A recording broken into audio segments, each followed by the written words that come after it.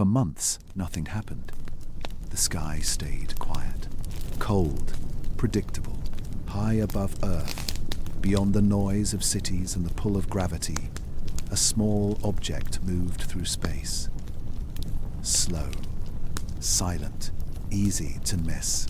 Astronomers gave it a name, logged its path, drew thin lines across dark screens. Another object, another pass, another routine moment in an endless universe. It was drifting along the ecliptic, the flat plane where planets move, heading toward perihelion, the point where objects come closest to the sun, and everything about it felt familiar. At first, every night, telescopes followed its journey. Tiny adjustments, small corrections, the kind of work that never makes headlines. The object didn't glow, didn't flare, didn't scream for attention. It just moved. Like countless others before it, most people never knew it existed, and that was fine. Because space is full of travelers like this. Old fragments, frozen leftovers, silent witnesses to a solar system long past. Until the data arrived. Not images, not photos, numbers. Rows and rows of light measurements. Brightness over time, what scientists call a light curve. Usually, light curves are calm things, smooth rises, gentle falls. They tell simple stories. This object was expected to brighten as it neared the sun, reflect more light, then slowly fade away. That's how physics works. That's how it has always worked. But when the first light curve was plotted, something felt off. Not broken, not chaotic, just wrong. The line refused to smooth out. It jumped when it should have dipped, flattened when it should have risen. At first, no one panicked. Data errors happen all the time. A sensor glitch, a timing issue, a calibration mistake. So they ran it again. Same result. They adjusted the model. Same result. They checked the instruments. Clean, stable, verified. The light curve still wouldn't behave. It wasn't random. That was the unsettling part. Random data looks messy, noisy, confused. This wasn't confused. It was structured. Subtle but deliberate. Like something tapping its finger, not loudly, just enough to be noticed if you were paying attention. The object brightened, then dimmed, then brightened again. Not smoothly, in steps, as if responding to something unseen, as if the sky itself had paused and then changed its mind.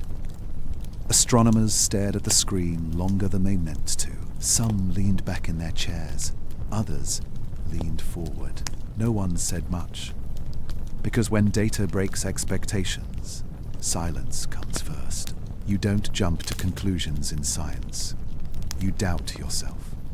You ask the most uncomfortable question of all. Did we do something wrong? More observations followed. Different telescopes, different locations, different nights. The object didn't care. The pattern stayed. It wasn't dramatic enough to scare anyone yet, but it was persistent. A low hum in the background of the universe, and slowly, the feeling changed. This wasn't just a strange object. It was a strange moment, because space is supposed to be honest. Cold, yes. Violent, sometimes, but honest. When something breaks the rules, it usually does it loudly, with explosions, flares, destruction. This didn't. This whispered.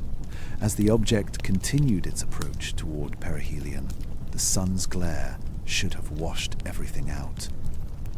Instead, the signal sharpened. The light curve gained detail, more steps, More pauses, almost like hesitation, almost like choice. No one said that out loud. Not yet. But the thought hung in the room, uninvited, uncomfortable. Late at night, when offices emptied and monitors dimmed, a few scientists stayed behind. They replayed the data, frame by frame, second by second, trying to convince themselves it was normal, trying to force the universe back into the box it's always lived in. But the numbers wouldn't go back. They refused to settle. And that's when the waiting began. Not the waiting of time, but the waiting of breath. The kind where you feel something coming, but you don't know what. The sky looked the same as it always had. Stars burned quietly. Planets followed their paths. Nothing else seemed wrong. But somewhere between Earth and the sun, a small object was writing a story in light. And we were only reading the first line. The question wasn't what it was yet. The question was simpler and heavier. Why did it stop behaving like everything else? As the object drifted closer, as perihelion approached, as the sun's influence grew stronger, one truth became impossible to ignore. This wasn't just another passing body. It was an anomaly, a crack in expectation, a pause in certainty. And for the first time in months, the sky didn't feel empty anymore. It felt like it was waiting for us to notice, waiting for the next signal, waiting for something to change. And somewhere inside that quiet, a question formed that no one was ready to answer yet. What did the sky just reveal, and why now? At first it looked harmless, just a body of rock and ice, drifting through space like it had done for millions of years, cold, silent, inert. The early observation reports were calm, almost boring. Size within expectation, trajectory clean, no visible tail, no sudden outbursts. To the universe, it was just another traveler passing through the sun's domain. And to most scientists, that was comforting, because the cosmos is easier to understand when it behaves the way it always has. Light hits the surface reflects it, and shadows fall exactly where they should. Simple cause, simple effect. That's how it's supposed to work. But then, someone noticed something small. Not dramatic. Not headline-worthy. Just a number that felt a little too high. Reflectivity. The object was bouncing back more sunlight than expected. At first, it didn't raise alarms. Some materials do that. Ice crystals, smooth surfaces, fresh fractures. So they adjusted the assumptions, changed the surface model, tweaked the composition. Rock mixed with ice mixed with dust. Still, the numbers stayed high, too high, and stranger still, the brightness wasn't uniform. Certain regions flared brighter than others, not where sunlight struck directly, but where shadows should have been. That's when certainty began to crack, because shadows are honest. They exist where light can't reach.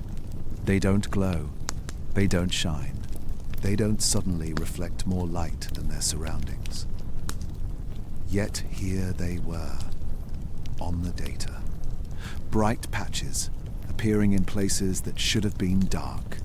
Not once, not twice, but consistently. Like the object wasn't just reflecting light, like it was redistributing it.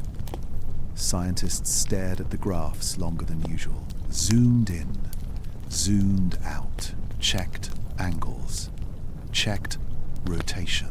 The object wasn't tumbling wildly. Its spin was slow, controlled, almost calm, which made the reflectivity even harder to to explain. Because chaos could have saved them. Chaos always saves uncomfortable questions. But this wasn't chaos. This was order. The bright regions appeared, held steady, then faded. Almost like shutters opening and closing. Almost like panels turning toward the sun, then away. No one said artificial. Not out loud. But the word hovered.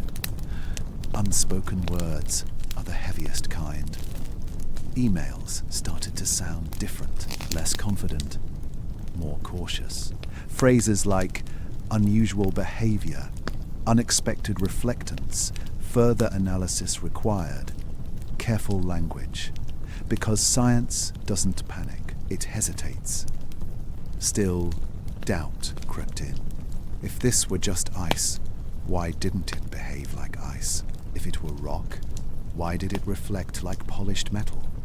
If it were dust, why did it act with such precision? Each explanation solved one problem and created two more. The object was cold, yet reflective, dark, yet bright, simple, yet complex. And the closer it moved toward perihelion, the worse it got. Sunlight intensified, angles sharpened, and the spikes became clearer, not smoother, clearer, as if the object wanted to be seen, but only from certain perspectives, as if it cared about how it was observed. That thought made people uncomfortable, because nature doesn't care. Nature doesn't adjust for observers. It doesn't hide details behind geometry. It just is. Late-night discussions turned quiet. Someone would point at the data, then stop mid-sentence. Someone else would shake their head, not in disbelief, but in confusion. Confusion is scarier than fear. Fear has direction. Confusion just sits there, staring back at you. One team suggested extreme surface layering. Another proposed exotic minerals formed outside the solar system. Both ideas stretched known physics, but stayed technically possible. Barely. Still, something didn't sit right. The reflectivity spikes weren't random. They followed a pattern, appearing at similar solar angles, repeating across observations, like a behavior, not a property. And that's when the question quietly changed. Not, what is it made of, but what is it doing? Because materials don't make choices. They don't favor certain angles. They don't create contrast where physics says there should be none.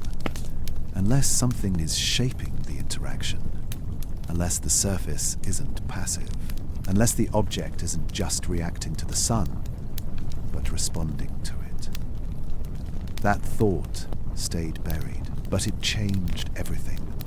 Suddenly, every new data point felt heavier, every reflection felt intentional, and every shadow felt wrong. The object continued drifting forward, silent, unchanged, unconcerned, while back on Earth, certainty was unraveling. Not in explosions, not in panic, but in quiet realization. The most dangerous kind. Because once rules start bending, you don't know where they stop. And this discovery, this simple, cold traveler, was no longer fitting into the universe we understood. It was still far away, still small, still silent. But it had done something powerful. It had made scientists question the basics. Light, shadow, reflection, things we thought we understood. And as the object moved closer to the sun, closer to perihelion, closer to full exposure, one unsettling thought lingered. If this is only the surface behavior, what happens when it gets closer? What happens when the sun pushes harder? And what else might this discovery be hiding, just out of view? At first, it was easy to dismiss. just tiny flickers in the data, barely above the background noise. The kind of thing astronomers see all the time. Cosmic dust, sensor drift, a star blinking in the wrong place. Nothing worth slowing down for. But then it happened again and again. A slight rise in brightness, then a fall, then silence. Not random, not chaotic. Measured. Somewhere deep in the data logs, a pattern began to form, so faint you could miss it if you weren't looking for trouble. And at first, no one was, because the object was still silent, still cold, still drifting through the dark like it didn't care who was watching. But the light curve had changed. Not dramatically, just enough. A gentle pulse, repeating at regular intervals. Tap, pause, tap, pause. Too clean to be an accident. One observatory noticed it first. A quiet note added at the bottom of a report. Minor periodic variation detected. Nothing more. But when another observatory, thousands of miles away, checked their own data, they saw the same thing. Same timing. Same spacing. Same beat. That's when curiosity sharpened. Because noise doesn't coordinate across continents. Random errors don't agree with each other. Yet here they were, separated by distance, weather, hardware, seeing the same pulse. At the same time, astronomers synchronized clocks, checked timestamps down to the second, and the rhythm held. A slow, steady heartbeat emerging from the dark. The object brightened, dimmed, then waited. Not flickering wildly like a star, not erupting like a comet, just pulsing, as if something inside it was turning on, then off, again and again. The silence between pulses was just as unsettling, because it wasn't empty. It felt intentional, like a pause, waiting to see if someone noticed. Teams began layering data, optical light, infrared, different wavelengths. The pulse appeared across more than one range, not strong, but consistent, and consistency changes everything. Someone joked that it looked like a metronome. No one laughed, because jokes are how we test dangerous ideas, and this one landed too close to the truth. The rhythm didn't drift, didn't speed up, didn't slow down. Space objects spin. They tumble, they wobble, their signals smear and stretch. This didn't. It kept time perfectly. The closer the object moved towards perihelion, the clearer the pulse became. Not louder, clearer, as if the sun's influence wasn't disrupting it, but revealing it. That realization sent a chill through the room, because the sun is violent. Radiation, heat, pressure. Most things break under that kind of stress. This didn't break. It maintained rhythm. Some suggested rotation. Maybe the object had reflective regions that came into view as it spun. A simple answer. Comforting. But rotation creates curves, smooth waves, gradual changes. This pulse was sharp. On, off. No in between. Others suggested venting gases, small bursts of material releasing energy. But gas clouds don't follow clocks. They sputter. They fade. They misbehave. This didn't. The pulse arrived, paused, returned, like it was counting. And then something even stranger happened. The timing matched Earth-based detection windows. When observatories could see it, the pulse appeared. When they couldn't, it vanished into darkness. Not because it stopped, but because no one was watching. That detail unsettled people in ways they didn't want to admit, because it raised a quiet, uncomfortable thought. Was the pulse always there? Or did it only appear when observed? No one said that out loud, but the idea sat there, heavy, unblinking. Late at night, scientists replayed the data alone. Screens glowing in dark rooms, listening to the silence between pulses like it meant something. Tap, pause, tap, a heartbeat without a body. Some tried to calculate meaning. Prime numbers, ratios, sequences. Others refused to go that far. Because once you start searching for intention, you risk finding it. And finding it changes you. Emails became careful. Words like signal replaced variation. Words like periodic replaced noise. Language tightened. So did nerves. Publicly, nothing had changed. No announcements, no warnings. Just another object drifting toward the sun. But privately, the mood shifted. This wasn't just light anymore. It was timing. And timing implies control. Control implies process. And process implies something behind it. Something keeping the beat. The object never accelerated, never altered course, never acknowledged the attention.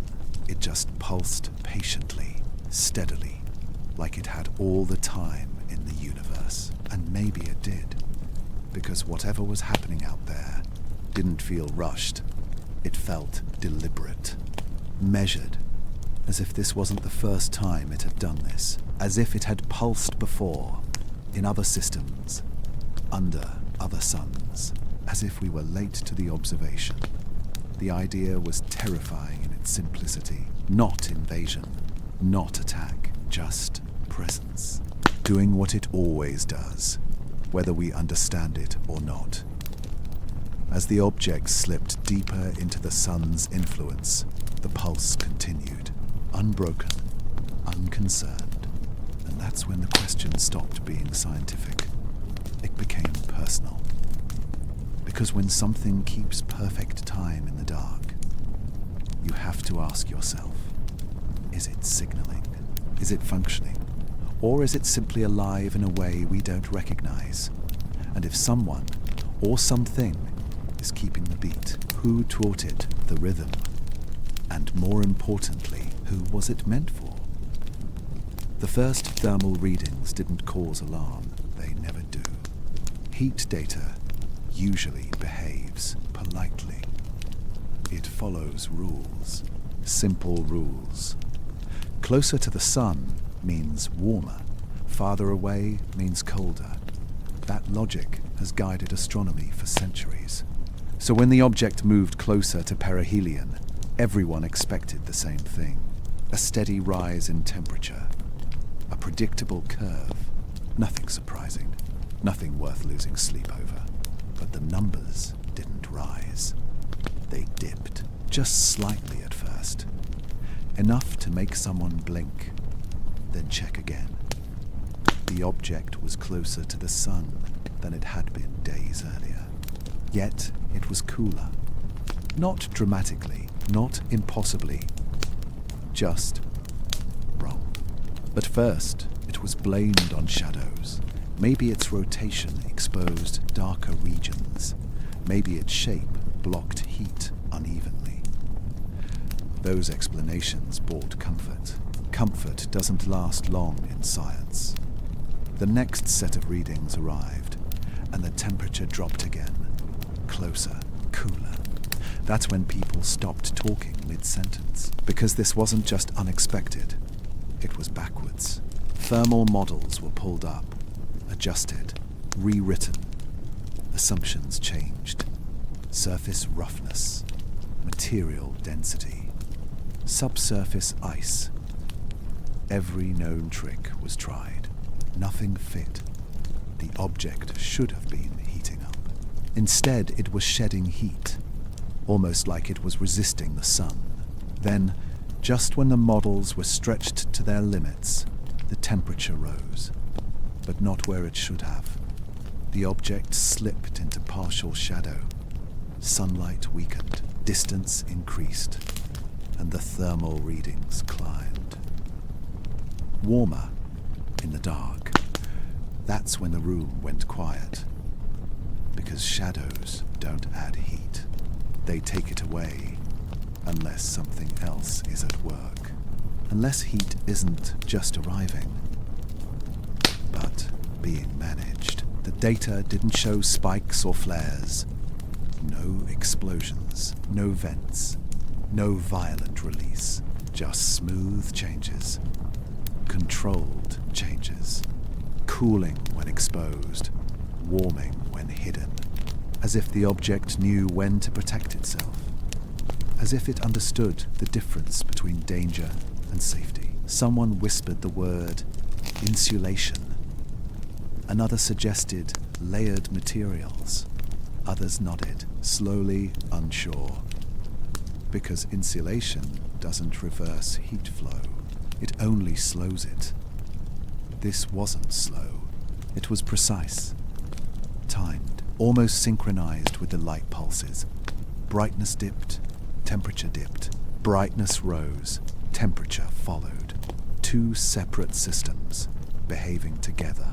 That correlation was impossible to ignore, because nature rarely coordinates like that. Not without chaos. Not without randomness. But this wasn't messy. It was elegant.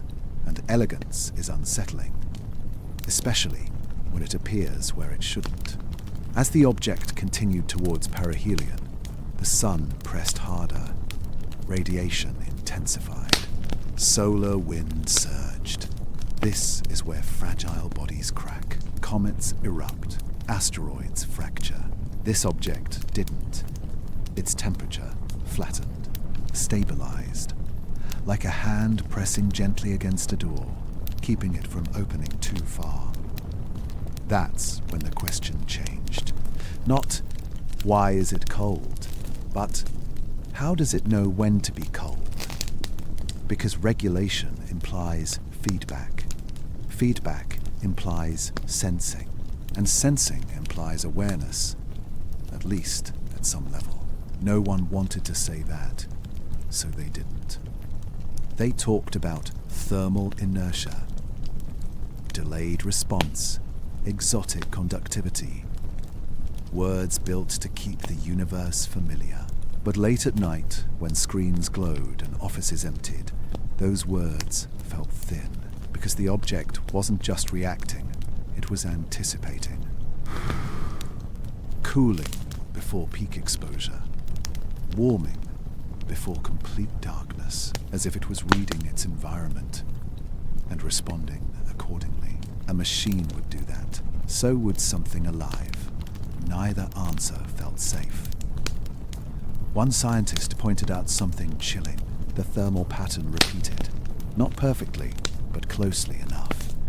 Each cycle near perihelion followed the same curve, like a routine. Like a system running its program. No drift, no degradation, just repetition. That's when the phrase self-regulating appeared in private notes, not in official papers. Not yet. Because once you write that, you can't erase it. Self-regulation means autonomy. Autonomy means independence. And independence out there raises questions no one is ready to face.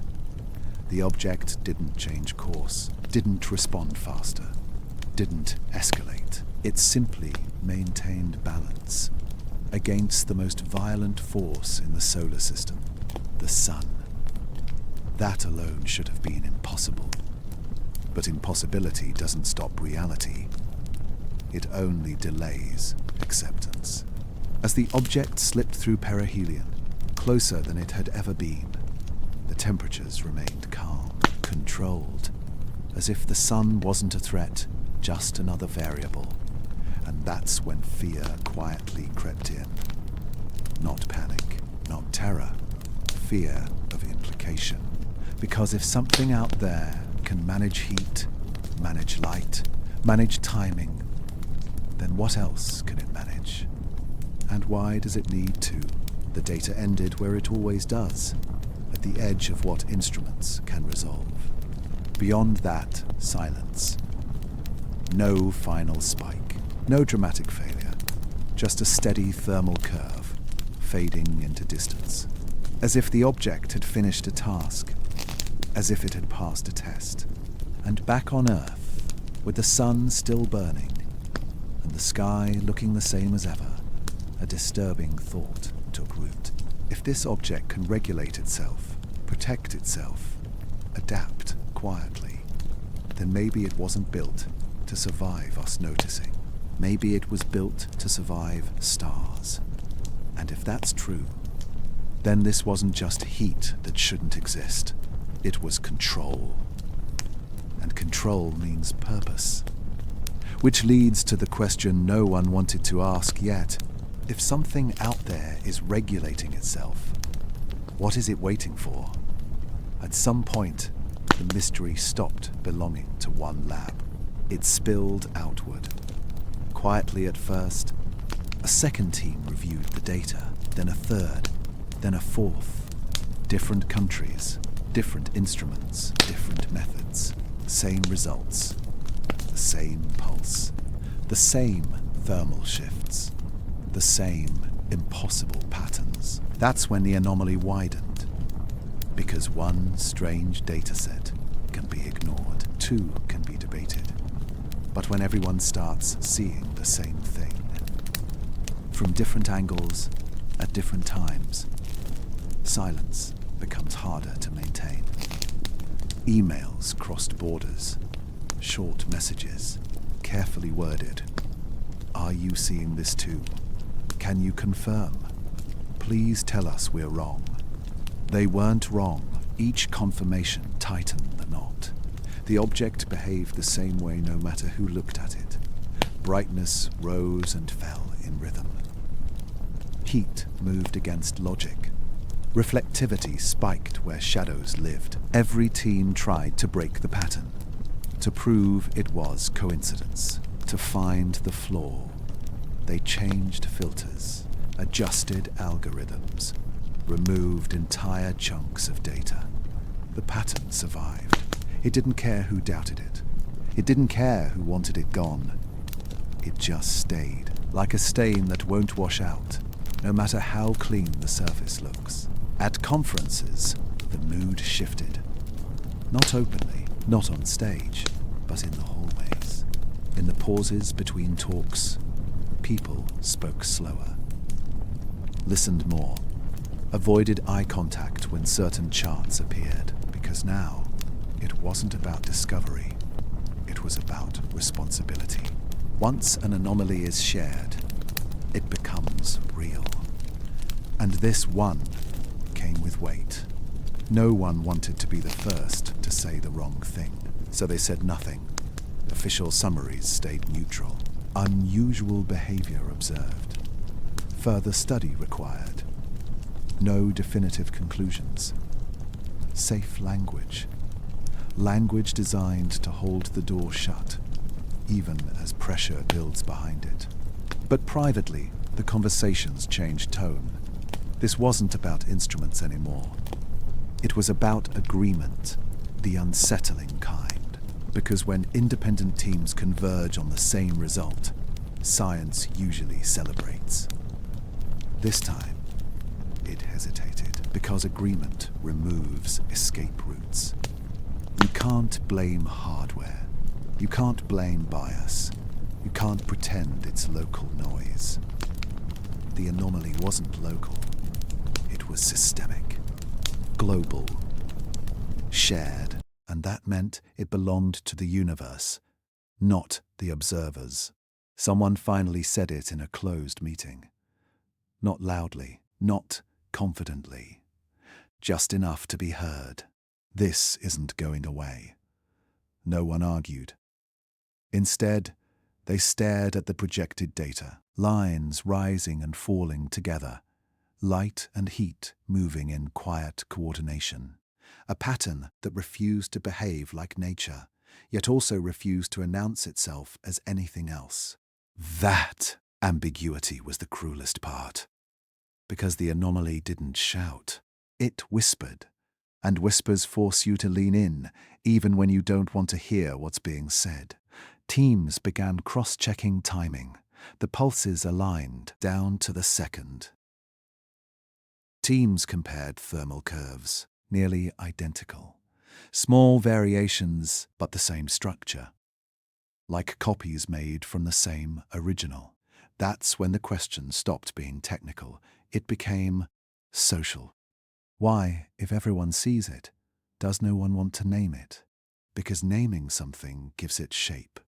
And shape demands response. If you call it a natural oddity, you downplay it. If you call it a malfunction, you dismiss it. If you call it artificial, you invite consequences no one can control. So the anomaly lived in a grey zone. Not denied. Not accepted. Just suspended. Press releases stayed vague. No urgency. No excitement. Just ongoing observation. Because the public doesn't need to know until someone knows what to say. But knowledge lagged behind reality. The data kept arriving, and each new packet tightened the story. The object wasn't changing. It wasn't escalating. It wasn't correcting itself under scrutiny. It behaved the same, no matter how many eyes watched it. That consistency was terrifying. Because fear usually fades with familiarity. This didn't. It deepened. Some scientists stopped volunteering comments. Others asked to be removed from public-facing roles, not because they were scared of the object, but because they were scared of interpretation. Because once the idea enters public consciousness, it never leaves, and everyone knew it. Late-night debates grew sharper. Some argued that the anomaly was still within extreme natural limits, rare but possible. Others pushed back. How many extremes stack before coincidence breaks? No one had an answer. Because probability doesn't prepare you for patterns. Patterns feel intentional, even when they aren't. And this one felt deliberate in a way statistics couldn't soothe. The object continued its journey, unaware, unchanged, as if it had already done this before. As if it knew how long to behave and when to stop. That thought stayed unspoken, but it changed how people looked at the sky. Because now, it wasn't just about one object. It was about trust. Trust in models. Trust in assumptions. Trust that the universe still plays by rules we understand. The anomaly was widening, not in size, but in implication. Every confirmation made denial harder. Every agreement made silence louder. And somewhere in that growing gap, between what was seen and what was said, a truth hovered. Heavy, uncomfortable. Everyone was looking at the same thing. Everyone knew it didn't fit, and yet no one wanted to be the first to give it a name. Because names turn questions into statements, and statements demand answers, and deep down, everyone sensed the same thing. This anomaly wasn't asking to be explained. It was waiting to be acknowledged. And until someone crossed that line, until someone spoke the word no one wanted to say, the pattern would remain what it was, visible, confirmed, uncontained, and growing. There was a moment, quiet and brief, when the data stopped feeling strange and started feeling deliberate. It happened during a routine angle adjustment. The object had rotated just enough for sunlight to strike a new section of its surface. Nothing unusual was expected. Just another dull reflection. Another soft curve on the light graph. But instead, the brightness spiked. Not gently, not gradually. It flashed, a sudden surge of light, sharp, clean, undeniable. Brighter than ice, brighter than rock, brighter than anything the models said was possible. For a split second, the object shone like a mirror. Then it stopped. The room froze. Because this wasn't scatter, it wasn't diffuse glow, it was directed, focused. As if the light had been caught, shaped, and released on purpose. At first, disbelief took over. Angles were rechecked, exposure settings reviewed, atmospheric interference ruled out. Nothing explained it. The sun hadn't flared, the telescope hadn't glitched. The flash came from the object itself, and stranger still, it only appeared at specific angles. Not when the sun hit it head-on, not when it passed through shadow. Only at narrow, precise positions, like a key turning in a lock. That's when the phrase specular reflection entered the conversation. Mirror-like behavior, rare but known. Some surfaces can reflect light cleanly if they're smooth enough. Ice can do it, metal can do it. But this wasn't smooth randomness. This was precision. The flash didn't smear or scatter. It snapped on, then off, as if a surface panel had aligned perfectly, then moved away. Again, no one said design, but the silence grew heavier. Because natural surfaces don't care about angles that much. They reflect broadly, messily. They don't wait for the perfect moment. The object did. Over the next several rotations, it happened again. Same angle, same intensity, same duration. Like a lighthouse that only shines when you stand in exactly the right place. That pattern changed everything. Because reflectivity stopped being a property and started looking like behavior. Teams layered the reflectivity data over the pulse timing. They matched, not perfectly, but close enough to raise eyebrows. The flashes appeared near pulse peaks, as if light and rhythm were linked, as if the object wasn't just reflecting, but coordinating. That idea felt dangerous, because coordination implies control. Control implies structure, and structure implies intent, whether we like it or not. Some argued it was crystalline ice, exotic, rare, but still natural. Others suggested metallic inclusions, nickel-rich regions exposed by erosion. Possible, but those explanations collapsed under repetition, because erosion is uneven. Crystals fracture. Natural surfaces degrade. This didn't. The flashes stayed sharp, consistent, unworn, like something built to maintain shape, even after long travel through space. Someone pulled up comparative data. Comets, asteroids, interstellar debris. Nothing behaved like this. Nothing waited for alignment. Nothing reflected so cleanly, so selectively, so quietly. And then came the most unsettling realization of all. The flash wasn't strongest when the sun was brightest. It was strongest when the geometry was just right, which meant the object wasn't maximizing light. It was controlling it, like angling a mirror, not to gather energy, but to send it somewhere.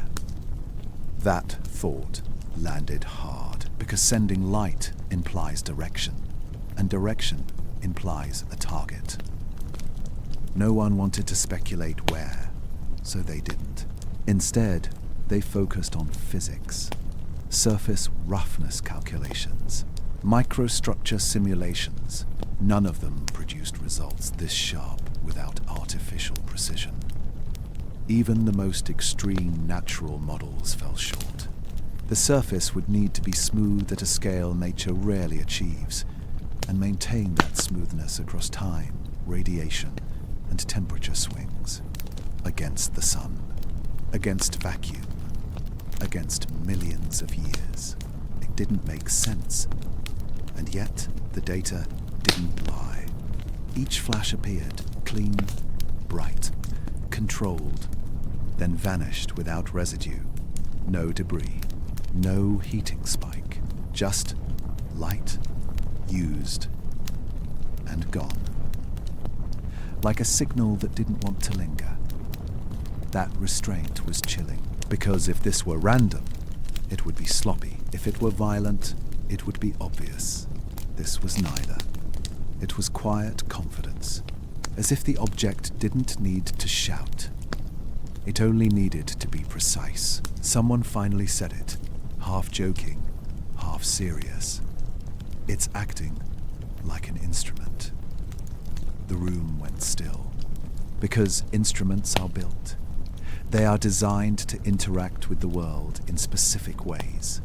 They don't just exist, they function.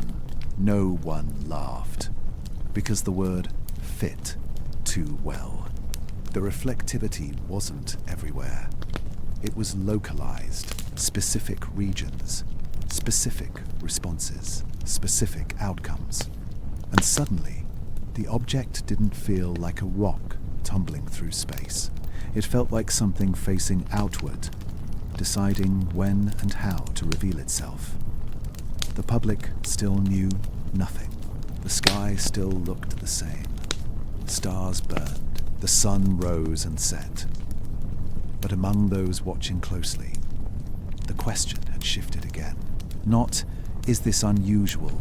Not even, is this artificial? But something far more unsettling. If this light is shaped, if it's directed, if it's controlled, then why? Why reflect at all? Why not absorb? Why not hide completely? Unless hiding isn't the goal. Unless being seen, briefly, selectively, is part of the process. That idea refused to leave. As the object moved on, as angles changed, as the mirror-like flashes grew rarer, the impression remained. This wasn't accidental beauty. It was purposeful restraint, a surface that knew when to shine and when to go dark. And once you see that, you can't unsee it, because nature reflects without thinking. But this felt like choice. And if choice exists out there, wrapped in silence, hidden in light, then the question becomes unavoidable. Is this just a rare trick of physics? Or are we looking at design so old, so distant, that it no longer needs to announce itself? Because whatever this object is, it doesn't just passively reflect the universe, it interacts with it. And that means the universe might be interacting back. The idea didn't arrive all at once. It seeped in. Slow, quiet, unwelcome. No one announced it. No one wrote it in a headline. No one dared say it in public. But behind closed doors, in private notes, in unfinished sentences, the same thought kept appearing. What if this isn't geology? What if this isn't ice, or rock, or chance? What if this is process? That word changed everything. Because geology is passive. It erodes. It breaks. It reacts. Process implies steps, sequence, timing, control. And control implies something working, not just existing. The data didn't feel like nature anymore. It felt organized. The pulse, the thermal regulation, the mirror-like flashes, each one strange on its own. Together, unsettling. Like parts of a system revealing themselves one at a time. No one wanted to connect them. Because once you do, you can't pretend they're separate anymore. The object wasn't chaotic. It wasn't decaying.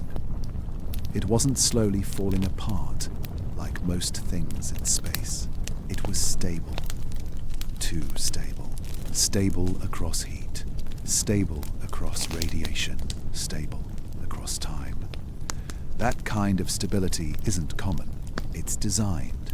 That word, designed, never appeared in official documents, but it lived between the lines, in pauses, in the way people stopped mid-thought, in the way meetings ended earlier than planned. Because once the machine question enters the room, everything changes.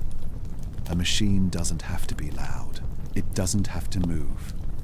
It doesn't have to announce itself. A machine only has to function. And this object was functioning. The pulse wasn't random. The reflectivity wasn't scattered. The heat wasn't accidental. Each behavior had boundaries, limits. Like rules it followed. Machines follow rules. Someone finally said it softly. This looks less like an object. Falls. And more like a system.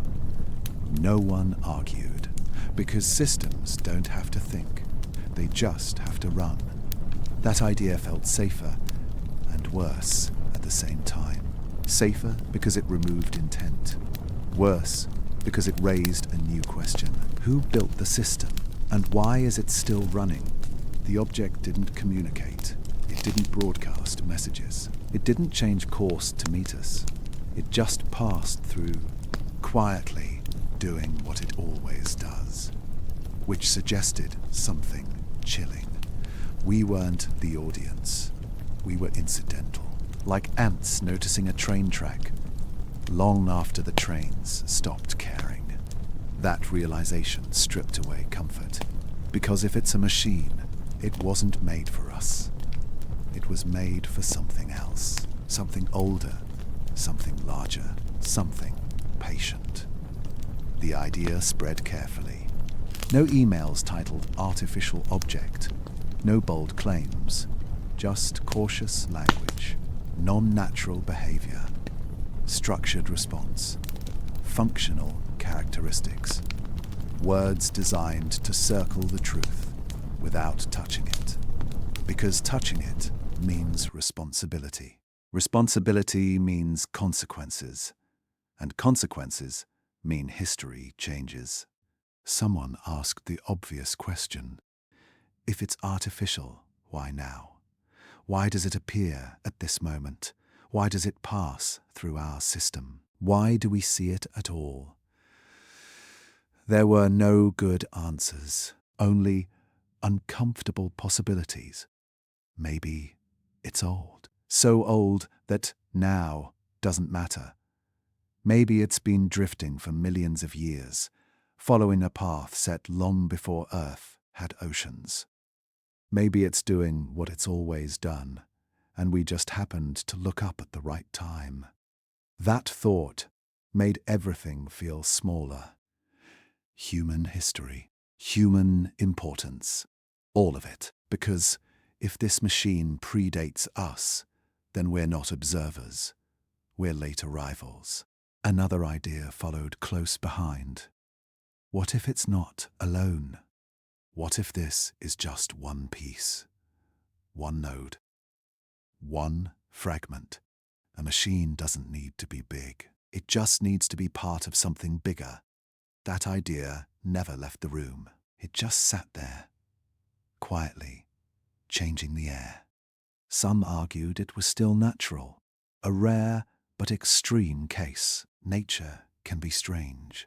Nature can surprise. That's true. But nature doesn't repeat cleanly. It doesn't regulate without waste. It doesn't align systems without noise. This object did. It wasted nothing. No extra heat. No excess motion. No chaotic output. Efficiency like that has a signature, and that signature feels familiar, even across the vastness of space. Because we've built machines. We know how they behave. We recognize the calm confidence of of something that doesn't need to rush, that doesn't need to prove itself. That just works. And that recognition terrified people. Not because of fear of invasion, not because of danger, but because of implication. If something artificial exists out there, then intelligence has existed before. And if it existed before, then it may exist elsewhere, or still exist now. The object gave no answers, no escalation, no reaction to our growing awareness. It didn't change behavior when more eyes turned toward it. It didn't hide. It didn't respond. That indifference was the loudest signal of all, because indifference suggests certainty. Certainty that nothing here matters enough to adjust for. As the object moved onward, leaving perihelion behind, slipping back into darker space, the machine question followed it. Unanswered, unresolved. No official declaration was made, no consensus reached. But something fundamental had shifted. Science had crossed a quiet threshold from asking, "What is it?" to asking, "Who made it?" And that second question has no comfortable ending, because once you ask it, you can't stop thinking forward. Forward to origin, forward to intent, forward to possibility. And maybe that's why the idea stayed quiet, why it lived only in whispers, because saying it out loud would mean admitting something profound, that the universe might not just be full of matter and motion, but of artifacts left behind, still running, still silent, still watching nothing in particular because they don't need to. And if this really is a machine, then its presence isn't a warning. It's a reminder. That intelligence doesn't need to announce itself. It doesn't need to conquer. Sometimes it just passes through, doing what it was built to do, long after its builders are gone. And if that's true, then the most unsettling question isn't who built it. It's this: what does a machine do when it has no one left to answer to? Outwardly, nothing changed. Press statements stayed calm, measured, carefully balanced. Words like interesting and unusual were chosen with precision. No urgency, no emotion. Just science doing what science always does. Observe, analyze, wait. To the public, it was just another object in space, another passing story that would fade from the news cycle. The sky still looked the same. The sun still rose. Life went on. But behind closed doors, everything was different. In conference rooms with no windows, in secure calls scheduled late at night, in messages that never made it into official records. Disbelief hardened into urgency.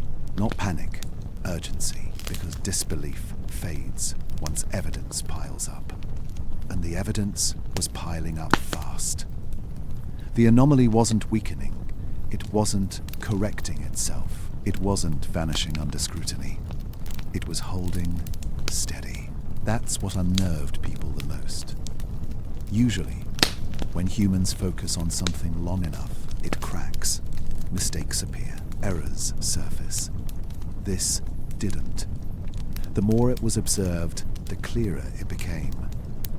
And clarity can be dangerous. Scientists are trained to doubt, to question their instruments, their assumptions, their own perception. But now, perception itself was becoming the problem, because everyone was seeing the same thing, yet interpreting it differently. Some felt excitement. Others felt dread. A few felt something harder to describe. A subtle unease, like standing too close to something ancient and realizing it doesn't notice you at all. The object didn't react to attention. No spike when observations increased. No shift when headlines appeared. It didn't acknowledge us. And somehow, that felt worse than if it had. Because indifference removes control. You can prepare for threats. You can respond to signals. But how do you react to something that doesn't care whether you exist? That question haunted the rooms where decisions were being made. One scientist said it plainly. We're still assuming we're the observers. The room stayed quiet, because that assumption had guided science for centuries.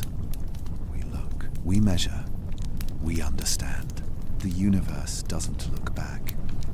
Except, what if that assumption is wrong? What if observation isn't one way?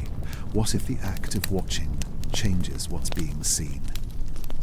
The data hinted at it. The pulses appeared during observation windows. The reflectivity peaked at precise alignments. The thermal shifts anticipated exposure. It was subtle, enough to deny, enough to ignore, but enough to disturb. The object didn't respond to us. It responded around us, like it was tuned to its environment, and we were just another variable. That realization shifted perception from curiosity to caution. People stopped asking, what is it? They started asking, what does it do? And what role do we play in that? That's when urgency set in. Not fear of attack, fear of misinterpretation. Because history is shaped by moments where humans misunderstood what they were looking at. And those moments rarely end well. Some pushed for transparency. People deserve to know. Others pushed back. People don't need questions without answers. Both sides were right, and both sides were afraid. Because once the idea enters public consciousness that something artificial might exist beyond Earth, you can't control what comes next. Belief moves faster than data. Imagination fills gaps that science can't yet reach.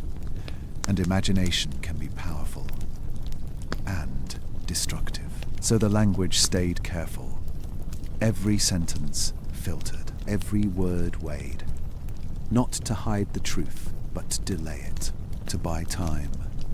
Time to understand, time to prepare, time to make sure that when the truth arrived, it didn't arrive alone. But time has a way of slipping. The object kept moving, kept pulsing, kept regulating itself as if none of this mattered. And that contrast, the calm object and the restless observers, was impossible to ignore.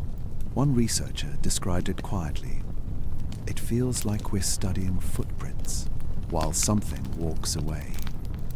That image stuck because it captured the imbalance perfectly. We were reacting. It wasn't. We were interpreting. It was executing. And slowly, the deepest discomfort surfaced. What if this object isn't shaping our future, but shaping our thinking? What if the real impact isn't physical, but psychological? Because perception changes behavior. Behavior changes decisions, and decisions shape history. The object didn't need to speak. It didn't need to threaten. It only needed to exist in a way that broke expectation. And it did. People slept less, stared at the sky more, not out of fear, but out of quiet awareness. A sense that something fundamental had shifted. Even if no one could point to exactly where, the universe felt larger and less empty. And humans, for the first time in a long while, felt like participants instead of narrators. That shift was subtle but irreversible, because once perception changes, you can't return to innocence. The object would pass, the data would end, the reports would be archived, but the questions would remain. Questions about observation, about awareness, about whether the universe notices us or simply includes us. Without concern, publicly, the story stayed calm, quiet, controlled. But privately, something had already broken. The idea that humans are always at the center of the story. That idea didn't survive this encounter, and as the object drifted farther away, slipping back into the dark, a final, unsettling thought lingered in the minds of those who watched it closest. What if we weren't just observing the object? What if, in some small but meaningful way, it was teaching us how to observe? Not through words, not through commands, but through presence, through pattern, through the quiet pressure of something that doesn't explain itself and doesn't need to. And if that's true, then this moment wasn't just about discovery. It was about transformation, a shift in how we see the sky, and maybe a shift in how the sky sees us. Because once perception bends, reality is never far behind. And the next chapter would force humanity to confront a question even heavier than fear. Not what the object is, but what it means to know that it exists. There was a moment when the conversation split, not loudly, not all at once, but cleanly. On one side, those who said it meant nothing. On the other, those who couldn't stop seeing meaning everywhere. The pulses were back under scrutiny. Again, every rise, every fall, every pause between them. Some scientists leaned back and exhaled. This is what noise looks like when you stare too long. A fair argument. Space is vast. Distance distorts signals. Instruments have limits. When you look hard enough, patterns appear whether they're real or not. The human brain is built that way. We find faces in clouds, messages in randomness, intent where there may be none. So maybe this was just that. A trick of data stretched too far, a coincidence sharpened by attention. Maybe the pulses weren't pulses at all. Maybe they were shadows, misread as signals. That explanation felt comforting, because it put the mystery back inside us. Our fear, our bias, our imagination. But the other side couldn't let go, because the pulses didn't behave like mistakes. Mistakes drift, they smear, they change when you change how you look at them. These didn't. Different teams, different methods, different instruments, same timing, same rhythm, same silence between flashes. That silence mattered more than the light, because the flashes alone could still be dismissed. But the gaps were too clean, too consistent, too patient. If it were noise, it would rush. If it were error, it would stumble. This didn't. It waited, as if the absence of light was just as important as the light itself. That idea unsettled people, because silence isn't empty. Silence can carry structure. Anyone who has listened closely knows that. Music isn't just notes. It's the space between them, and this pattern felt composed. Not loud, not obvious, but intentional in its restraint. Some began searching for structure in the timing, not messages, not language, just order, ratios, intervals, repetition. Nothing obvious appeared. And that absence became part of the debate. If it were a signal, some argued, we'd recognize it, but that assumption carried weight. Because recognized by whose standards? Human standards. Signals don't have to be friendly. They don't have to be clear. They don't even have to be meant for us. What if this wasn't communication? What if it was function? A heartbeat doesn't speak. It sustains. A lighthouse doesn't talk. It exists. And those who believed something was there began to shift their thinking. Not signal as message, signal as byproduct, like radiation from a machine or heat from a process. Something happening, leaking just enough information to be noticed. That idea was harder to dismiss because it didn't assume intent toward us. It didn't place humanity at the center. It just acknowledged presence, something doing something, whether we were there or not. The pulses didn't speed up when watched. They didn't change frequency when debated. They didn't react to belief. They just continued, unmoved. That indifference cut both ways. To skeptics, it proved randomness. To others, it proved autonomy. Because a real signal doesn't need validation. It doesn't care if it's believed. It just is. Late-night discussions grew quieter, less argument, more staring. Because the longer people looked, the less sure they felt.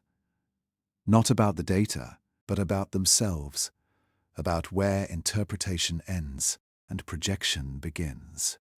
Fear has a way of filling gaps. So does hope. And no one could say for certain which one was shaping this moment. Were we seeing intent because we wanted meaning, or were we resisting meaning because we feared its consequences? That tension hung in the air.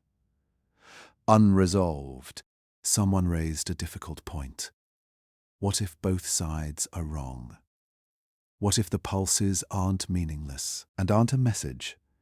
What if they're just traces, like footprints in snow, evidence of passage, not communication? You don't ask footprints what they mean. You ask who made them and where they were going.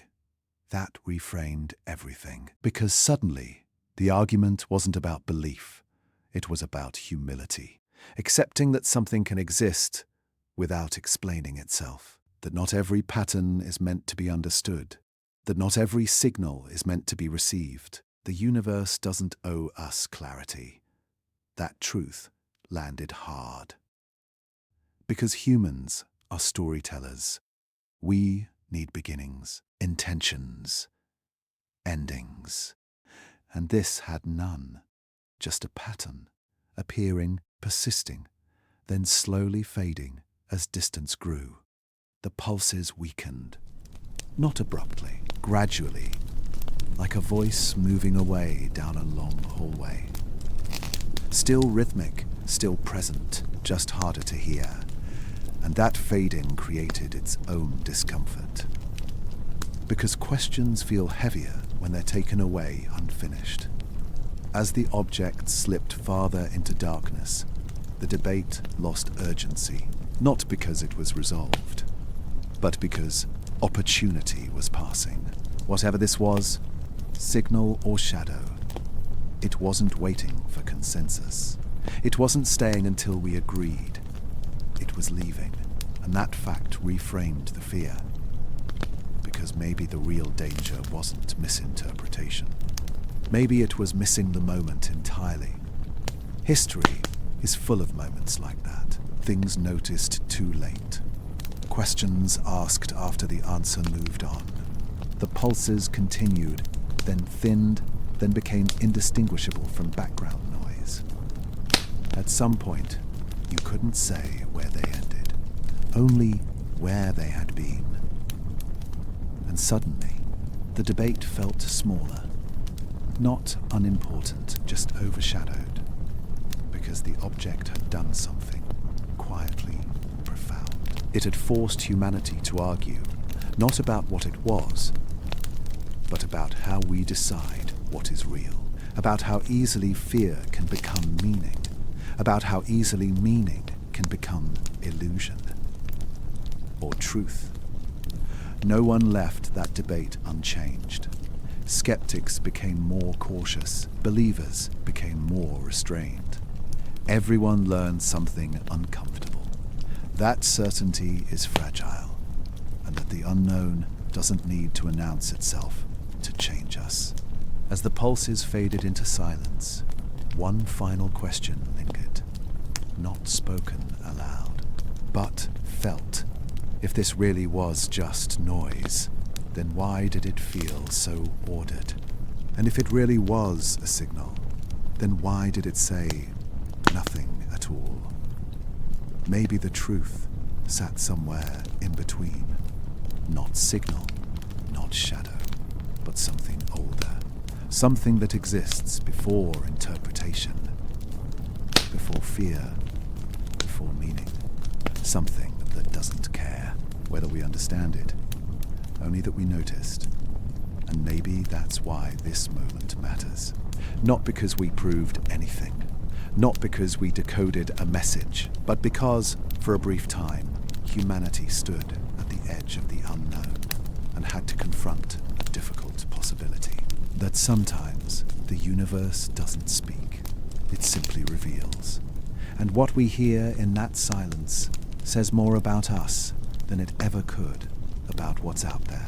As the object disappeared deeper into the dark, taking its pulses with it, the question remained. Hanging, unanswered. Was the signal real? Or was it the shadow of our own fear, cast against something we aren't ready to name? The sky didn't answer, it never does.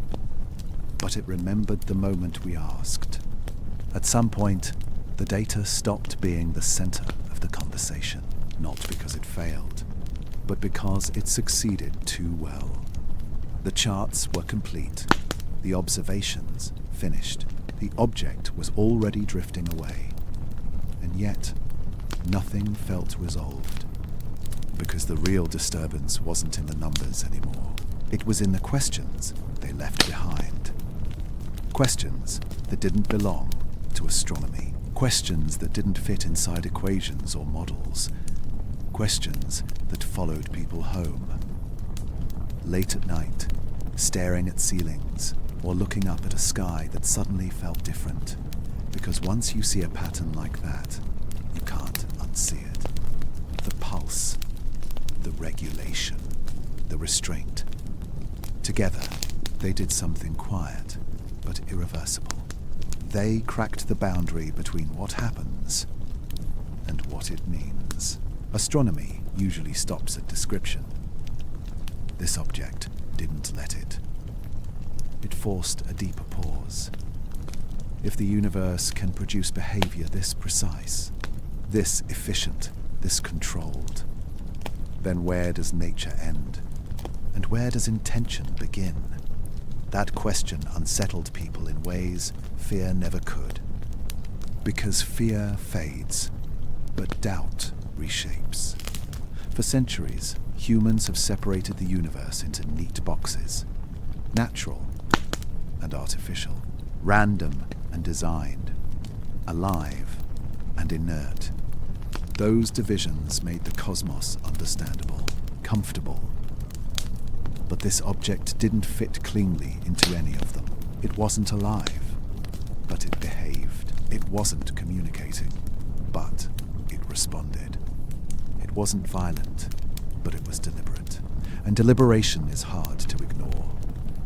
Some philosophers were quietly consulted, not for answers, but for language, because science had reached the edge of what it could describe without stepping into meaning. And meaning is dangerous territory. Meaning forces reflection. Reflection forces humility. The question shifted again. Not, what is this object, but why does this bother us so much? The answer wasn't obvious until someone said it plainly. Because it blurs the line we rely on. That line between blind physics and purposeful action. Between chaos and control. If that line isn't fixed, then neither is our role. Humans have always assumed a kind of middle position. Not the creators of the universe, but not insignificant either. observers with growing understanding. But this moment challenged that balance, because if patterns like this can emerge without us, then observation isn't special, awareness isn't rare, and intelligence might not look like us at all. That realization hit quietly, like a slow breath leaving the room. We weren't alone in mystery. We were surrounded by it, and worse, we might not even be central to it. The universe didn't suddenly feel hostile. It felt indifferent, structured, but not for us, orderly, but not explainable on demand. And that indifference is harder to accept than threat, because threats give you purpose. Indifference just exists. The object didn't answer questions. It didn't leave a message. It didn't react to discovery. It simply passed through, executing whatever process it was built or shaped to execute. And that forced a shift in perception, from dominance to coexistence, from explanation to acceptance. People began to ask quieter questions. What if intention isn't rare, just unfamiliar?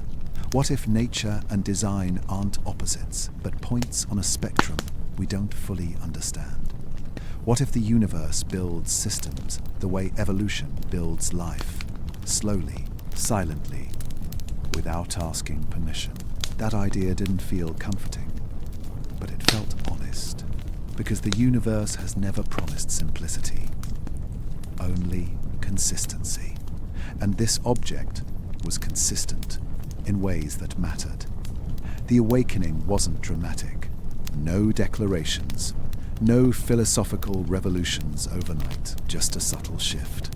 A collective realization that certainty had limits, that knowledge has edges, and that beyond those edges is not chaos, but something structured we don't yet have words for.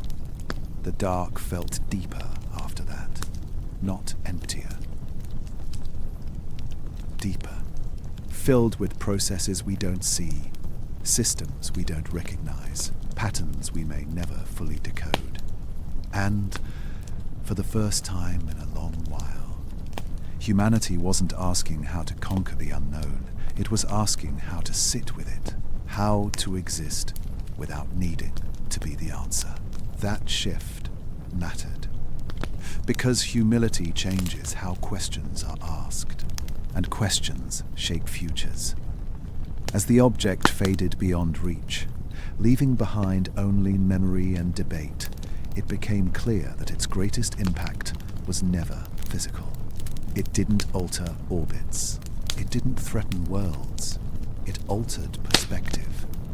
It forced an awakening, not to danger, but to scale, to possibility, to the unsettling idea that the universe may be far more organized than we imagined, and far less concerned with us than we hoped.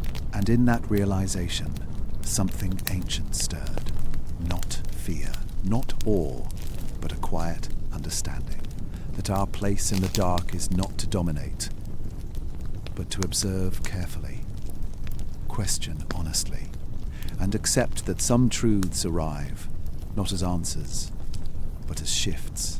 Shifts in how we see, shifts in how we think, shifts in how we understand ourselves against the vast, silent architecture of the cosmos. And once that awakening begins, there is no returning to the sky we once thought we knew, only forward, into questions that no longer belong to science alone, but to existence itself.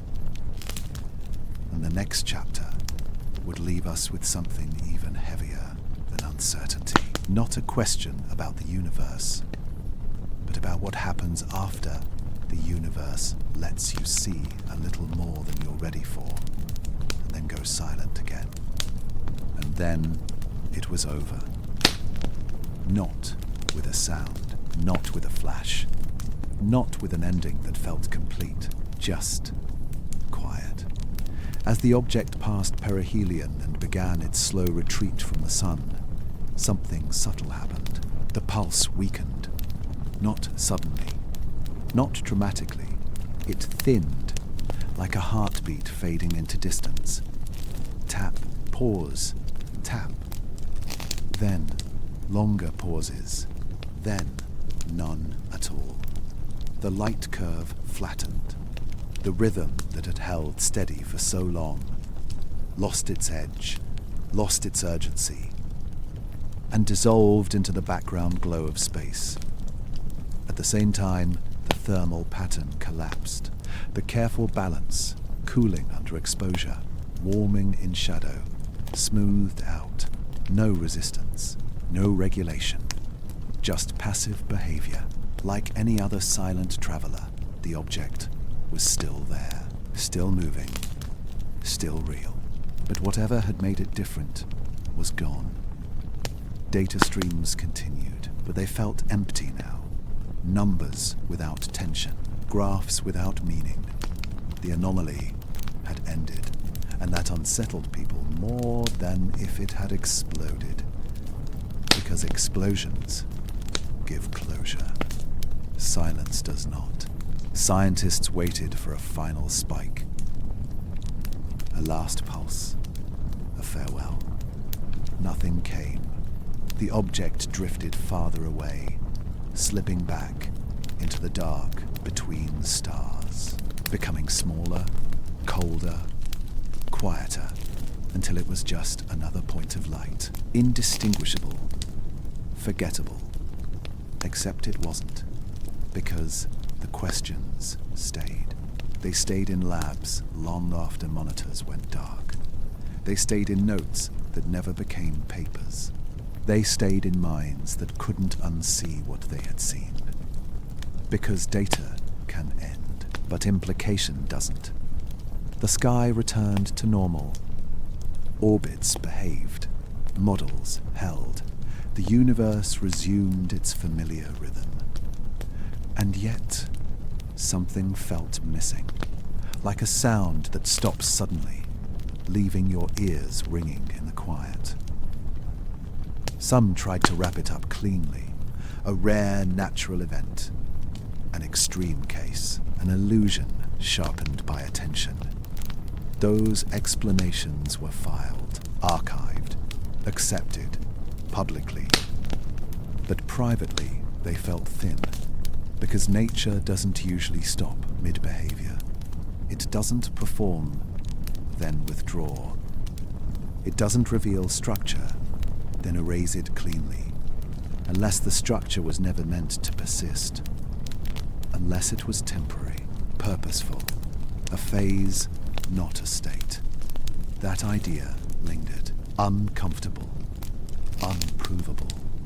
What if the object wasn't meant to be studied indefinitely? What if the anomaly wasn't a feature, but a moment?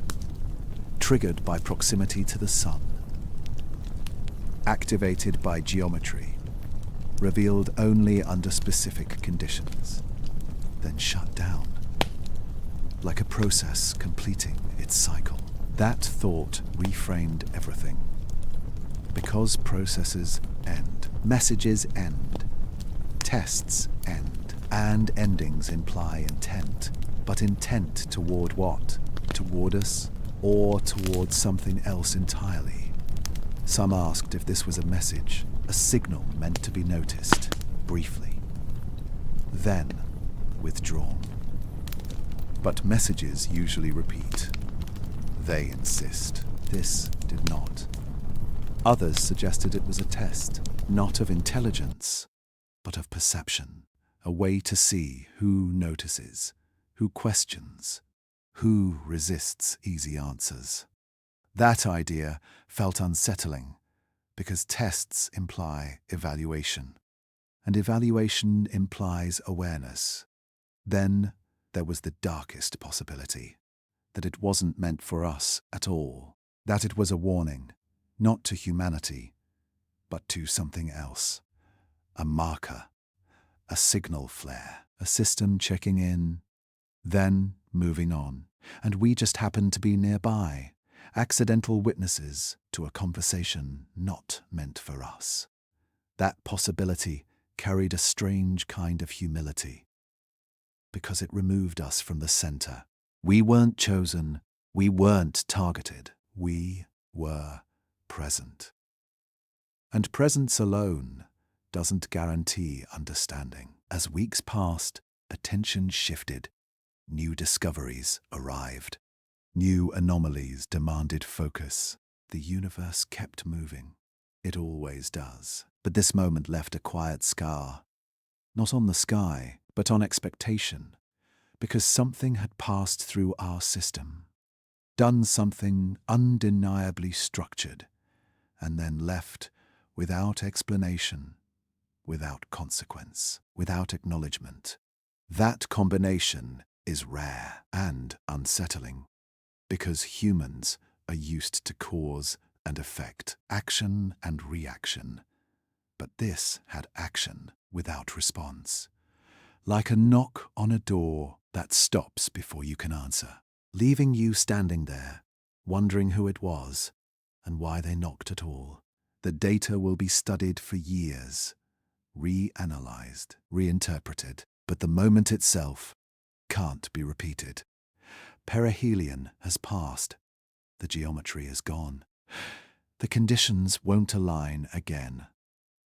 Whatever happened, happened once. And that finality carries weight, because it means there may never be confirmation.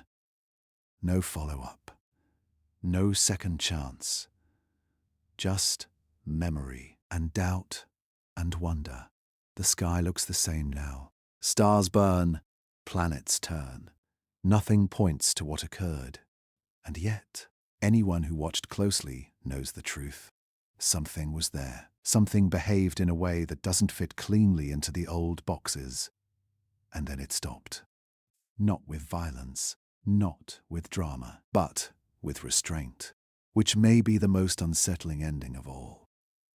Because restraint suggests confidence. Confidence suggests purpose.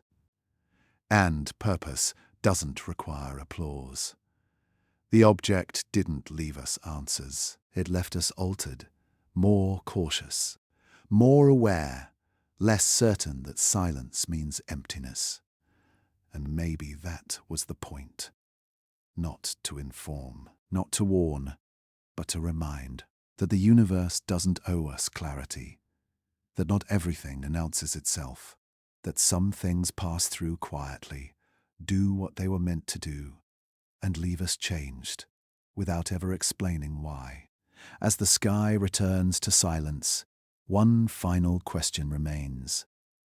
Not in data, not in charts, but in the space between certainty and doubt. Was this a message, spoken once and never repeated? Was it a test of perception, of humility, of readiness? Or was it a warning, not about danger, but about scale, about how much exists beyond us, that doesn't need our attention and doesn't seek our understanding? The universe doesn't answer. It never has. It simply continues. And maybe that's the hardest truth of all, that sometimes the most important encounters don't arrive with meaning attached. They arrive, they unfold, they end, and leave us alone with the responsibility to decide what they meant.